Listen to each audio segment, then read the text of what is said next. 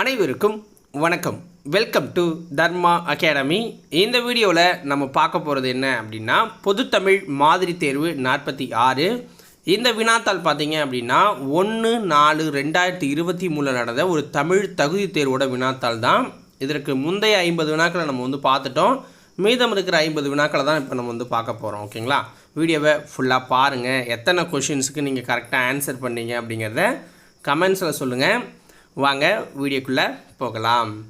So first 50வது வினா என்ன கொடுத்துருக்காங்க அப்படின்னு பார்த்தீங்கன்னா, இந்த ஒரு பாராகிராஃப் கொடுத்து அதை படிச்சுட்டு நம்ம ஆன்சர் பண்ணணும் அப்படின்னு சொல்லியிருக்காங்க. ஸோ ஃபஸ்ட்டு பாராகிராஃப் என்ன அப்படிங்கிறத படிச்சிடலாம். ஓகேவா? ஆசியாவிலேயே மிக பழமையான நூலகம் என்ற புகழுக்குரியது தஞ்சை சரஸ்வதி மகால் நூலகம். இந்திய மொழிகள் அனைத்திலும் உள்ள ஓலைச்சுவடிகள் இங்கு பாதுகாக்கப்படுகிறது. உலக அளவில் தமிழ் நூல்கள் அதிகமுள்ள நூலகம் கன்னிமாரா நூலகம். இது சென்னை எழும்பூரில் அமைந்துள்ளது.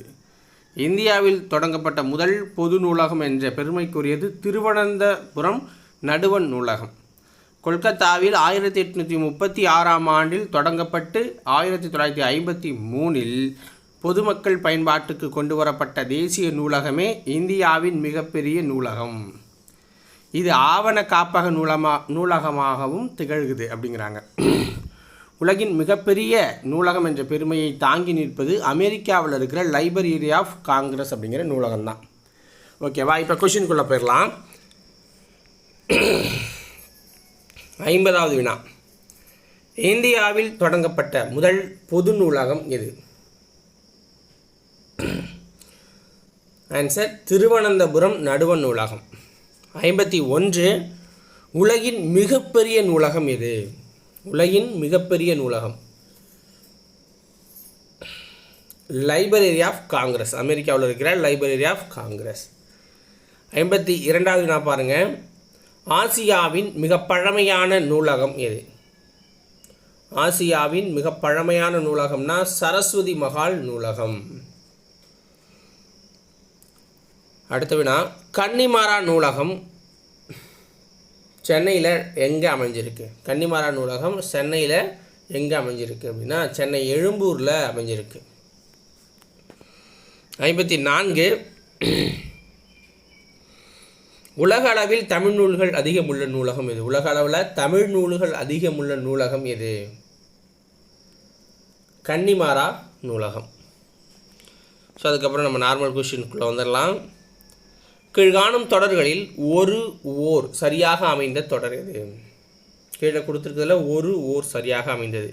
ஸோ ஆல்ரெடி உங்களுக்கு சொல்லியிருப்பேன், உயிரெழுத்து அப்படின்னா ஓர் வரணும். ஓகேங்களா? உயிர்மெய்னா ஒரு வரணும் அப்படின்னு சொல்லியிருப்போம். இதில் கரெக்டாக இருக்கிறது பாருங்கள். ஓர் அலை அவனை தாக்கிற்று. உயிரெழுத்துனா ஓர் வரும். ஓகேங்களா?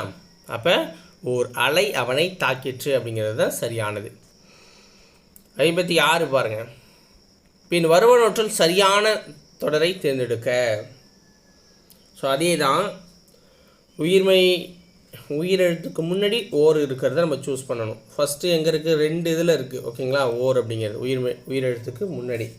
அடுத்தது பாருங்கள், உயிர்மைக்கு முன்னாடியும் ஓர் இருக்குது. அப்போ இது தப்பாக இருக்குது. இங்கே தான் கரெக்டாக இருக்குது பாருங்கள். ஒரு பகலும் சேர்ந்தது ஒரு நாள். அடுத்தது 57வது வினா, கீழ்காணும் தொடர்களில் ஓர் சரியாக அமைந்த தொடர் எது? இதை நீங்கள் ஆன்சர் பண்ணுங்கள். ஆன்சர் என்ன? ஒரு பசுமையான காடு கண்ணில் தெரிகிறது அப்படிங்கிறது தான் சரியானது. 58, சொல்பொருள் பொருத்துக. சொல்பொருள் பொருத்துக அப்படிங்கிறாங்க. சமர் அப்படின்னா என்ன? சமர் அப்படின்னா போர், சண்டை செய்கிறது. கழனி அப்படின்னா வயல். மரம் அப்படின்னா வீரத்தை குறிக்கும் உங்களுக்கு. ஆழி இது கடலை குறிக்கிற பொருள். 59வது வினா பாருங்கள். சொல்பொருள். உரு அப்படிங்கிற சொல்லோட பொருள் என்ன? உரு அப்படிங்கிற சொல்லோட பொருள் அழகு. போழ என்ற சொல்லோட பொருள் என்ன? போழ என்ற சொல்லோட பொருள் விளக்க. வங்கூழ் அப்படின்னு எதை சொல்லுவாங்க? வங்கூழ் அப்படின்னா காற்று. நீகான் அப்படின்னா நாவாய் ஓட்டுபவனை குறிக்கும். நீகான் அப்படின்னா நாவாய் ஓட்டுபவன். ஸோ 60வது வினா அதுவும் சொல் பொருத்துகள் தான். சொல் பொருள் பொருத்துக. பந்தர், இதில் என்ன போலி வந்திருக்கு? பந்தர் அப்படிங்கிறதுல கடைப்போலி இருக்குது.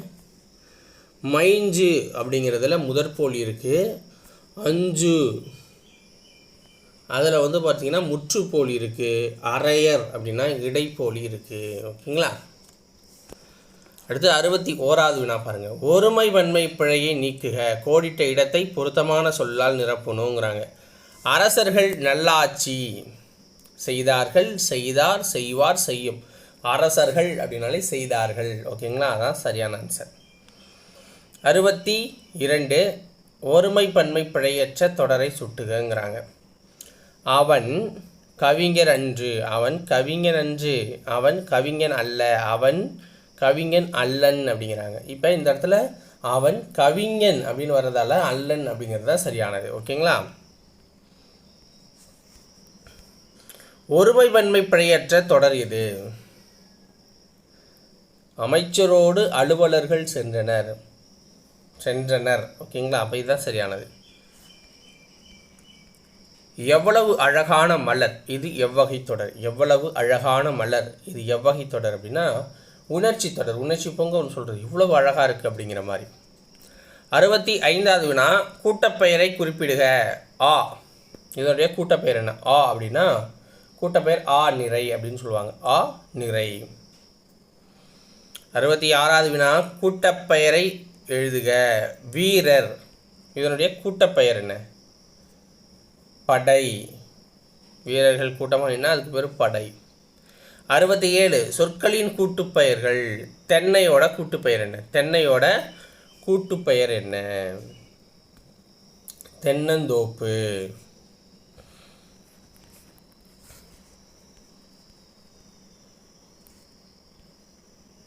பொருந்தா இணையை கண்டறியங்கிறாங்க. ஃபஸ்ட்டு செய் அப்படின்னா வயல், அது சரியாக இருக்குது. தாள் முயற்சி. வரை மலை, பெரிய வரை அப்படிலாம் பார்த்துருப்பீங்களா, அது. மஞ்சு மழைங்கிறாங்க. அப்போ இது தவறாக இருக்குது. இந்த இணை வந்து தவறான இணை. 69 பொருத்தமான பொருளை தேர்வு செய்க. முழவு, இதுக்கு பொருத்தமான ஒரு பொருள் என்ன? முழவு அப்படின்னா அது ஒரு இசைக்கருவி. 70வது வினா. பொருத்தமான பொருளை தெரிவு செய்தல். விரட்டாதீர்கள் பறவைக்கு, வெட்டாதீர்கள் மனிதருக்கு, அவை தரும் டேஷ். ஸோ இதில் பொருத்தமான பொருள் அப்படின்னு பார்த்தீங்கன்னா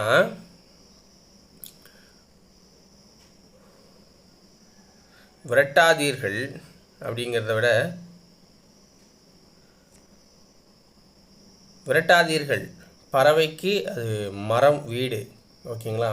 விரட்டாதீர்கள் பறவைக்கு மரம் வீடு, வெட்டாதீர்கள் மனிதருக்கு அவை தரும் மர வீடு அப்படிங்கிறாங்க. புரியுதுங்களா? அப்போ இதுதான் சரியானது. அடுத்த வினா 71 திணை. திணை இதற்குண்டான பொருளை நம்ம கண்டுபிடிக்கணும். ஃபஸ்ட்டு திணை அப்படின்னா என்னென்னா ஒரு உணவுப் பொருள். இந்த திணைக்கு வந்து உணவுப் பொருள் அப்படிங்கிற பொருளும், இந்த திணை வந்து ஒழுக்கத்தை குறிக்கும்.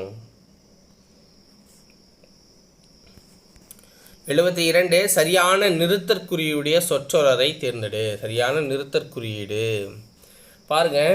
தேன் போன்ற தமிழ் என்று கூறுவது உவமை. அதாவது ஒரு விஷயத்தை சொல்கிறாங்க, யார் சொன்னாங்க அப்படின்லாம் சொல்லலை. ஒரு விஷயம் சொல்லப்படுது அப்படிங்கிறப்ப ஒற்றை மேற்குறியுரி தேன் போன்றது தமிழ் அப்படிங்கிறாங்க. அதனால் ஒற்றை மேற்குறியுரி பயன்படுத்துகிறாங்க. ஃபுல் ஸ்டாப் கரெக்டாக வச்சுருக்காங்க. அப்போ இதுதான் சரியானது. அடுத்தது சரியான நிறுத்தற்குறிகள். 73 எல்லாம் பார்த்துக்கோங்க. இல்லை சார், அவனை விடக்கூடாது சார் என்று சொன்னார்கள். அதாவது யாரோ ஒருத்தர் சொல்கிறாங்க, அந்த பசங்க வந்து சொல்கிறதால இங்கே இரட்டை மேற்குறி. புரியுதுங்களா சொல்கிறது? அந்த பசங்க சொல்கிறாங்க அவனை விடக்கூடாது சார். இல்லை சார், அவனை விடக்கூடாது. ஒரே வாயில் 2 தொடர் வரதால் கார்க்குள்ளேயே பயன்படுத்துகிறாங்க. மொத்தமாக பார்த்திங்க அப்படின்னா அவனை விடக்கூடாது சார் அப்படின்னு ஒரு கோபத்தில் சொல்கிறதாலையும் இங்கே ஆச்சரியக்குறியை வந்து பயன்படுத்துவோம், வியப்புக்குறியை பயன்படுத்தலாம்.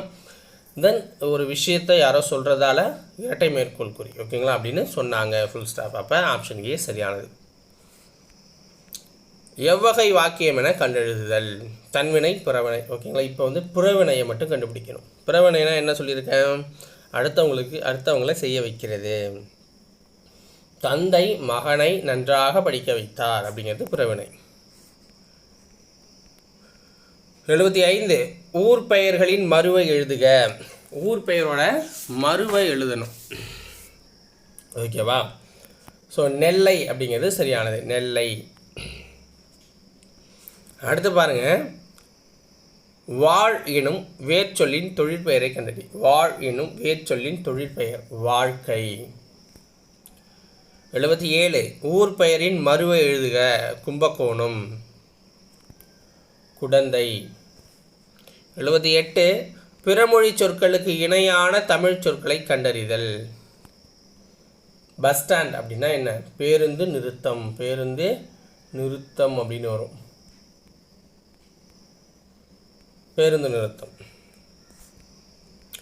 பிறமொழி சொற்களுக்கான தமிழ் சொல்லினை கண்டறி. Gold biscuit. கோல்டு பிஸ்கட் அப்படின்னா தங்க கட்டி. 80 பிறமொழி சொல்லுக்கு இணையான தமிழ்ச்சொல்.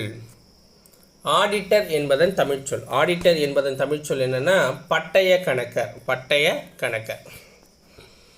81 இது செய்வாயா என்ற வினாவிற்கு நீயே செய் என விடை கூறுவது என்ன? இது செய்வாயா என்ற வினாவிற்கு நீயே செய் என விடை கூறுவது ஏவல் விடை. 82 கோட்டோவியம் பிரித்தெழுதுக. கோடு ப்ளஸ் ஓவியம். கோடு ப்ளஸ் ஓவியம். 83 கடைக்கு போயா என்ற கேள்விக்கு போக மாட்டேன் என மறுத்து கூறல் எவ்வகை விடையை சார்ந்தது? கடைக்கு போவாயா என்ற கேள்விக்கு போக மாட்டேன் என்று மறுத்து கூறல் எவ்வகை விடையை சார்ந்ததுன்னா மறை விடையில் வரும். 84 அலுவல் சார்ந்த கலைச்சொல். இரிகேஷன் என்பதன் தமிழ்ச்சொல் என்ன? இரிகேஷன் என்பதன் தமிழ்ச்சொல் பாசனம். 85 கலைச்சொல்லை தேர்ந்தெடு. சென்டென்ஸ். சென்டென்ஸ் அப்படின்னா சொற்றொடர். 86வது வினா அலுவல் சார்ந்த கலைச்சொல். இது லைப்ரரி. இதற்கான கலைச்சொல் என்ன? லைப்ரரி அப்படின்னா நூலகம். 87 உவமையால் விளக்கப்பெறும் பொருத்தமான பொருளை தேர்ந்தெடுத்து எழுது. காக்கை உட்கார பனம்பழம் விழுந்தது போல. தற்செயல் நிகழ்வு. 88 விழலுக்கு இறைத்த நீர் போல. உவமை கூறும் பொருள் என்ன? விழலுக்கு இறைத்த நீர் போல அப்படின்னா பயனற்ற செயலை குறிக்கும். பயனற்ற செயலை குறிக்கும். 89வது வினா பாருங்க. பாரதியின் பாடல்கள் உள்ளங்கை நெல்லிக்கனி போல அனைவருக்கும் விளங்கும்.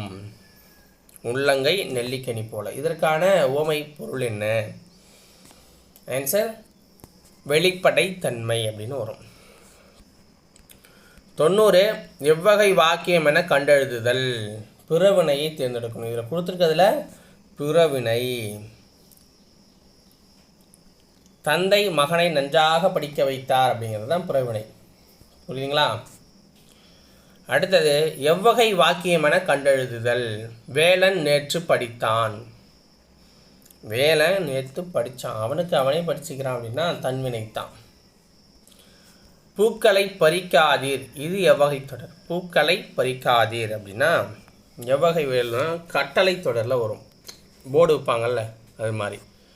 93 விடைக்கேற்ற வினாவை தேர்ந்தெடுத்து எழுது.